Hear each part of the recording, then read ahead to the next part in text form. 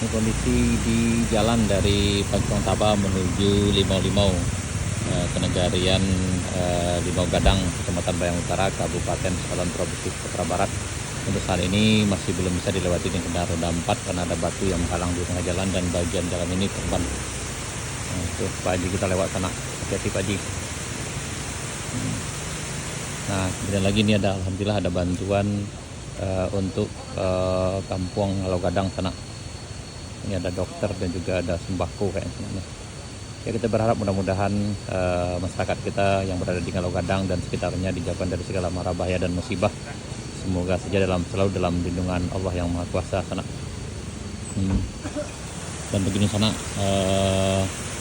yang akan ke Halau Gadang itu harap hati-hati saja. Kalau seandainya hujan lebat sebaiknya dihindari terlebih dahulu di sana. Jangan memaksakan diri karena cukup berisiko kalau lewat di sini.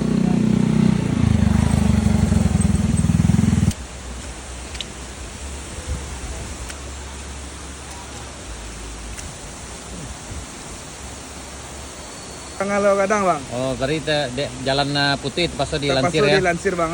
Oh ya, luar biasa demi semangatnya. masyarakat kita bang. Amin. Amin. Ya, terima kasih orang baik udah datang ke Oke, kampung Bang. kami.